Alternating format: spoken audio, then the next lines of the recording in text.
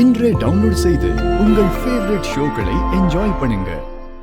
நான் இங்க வருவேன்னு உனக்கு எப்படி தெரியும்? அதே எதுக்கு என்கிட்ட கேக்குற? நீதான் அதை கண்டுபிடிக்கணும். நான் ஏன் இங்க வந்தேன், எதுக்காக வந்தேன், நான் என்ன பண்ணிட்டு வந்து இங்க நிக்கிறேன்னு இது எல்லாமே தெரிஞ்சுமா நீ என்கிட்ட கேக்குற?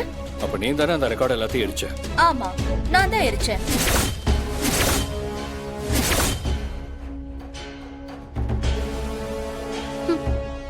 ஓகே, அப்ப கன்ஃபார்ம் ஆயிடுச்சு. என்ன?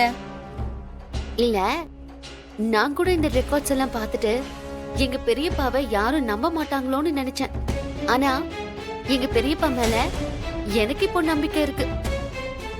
என்ன, அதை ப்ரூவ் பண்றதுக்கு என்கிட்ட ஒரு எவிடன்ஸ் வேணும்ல. ஆனா எப்போ நீ ரெக்கார்ட்ஸ் எல்லாம் எரிச்சியோ அப்பவே கன்ஃபார்ம் ஆயிடுச்சு இந்த வாரிசு விஷயம் உண்மை இல்லைன்னு. இந்த விஷயத்துல ஏதாவது ஒரு லீடு கிடைக்காதான்னு நான் எதிர்பார்த்துட்டு இருந்தேன்.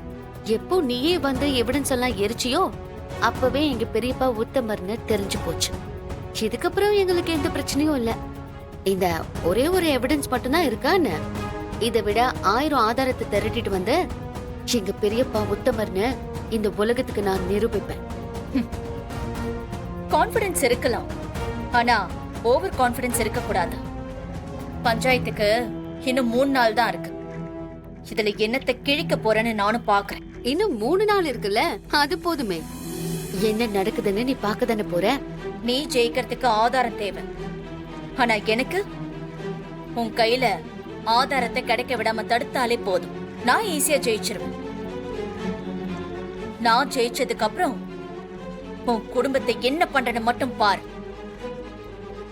உன் பலமே உன் குடும்பம் தான்னு சொல்லுவல்ல, நான் உன் குடும்பத்தை உடைச்சு 4ஆ பிரிச்சு நடுத்தெருவுல நிக்க வைக்கல நான் புவனா இல்ல.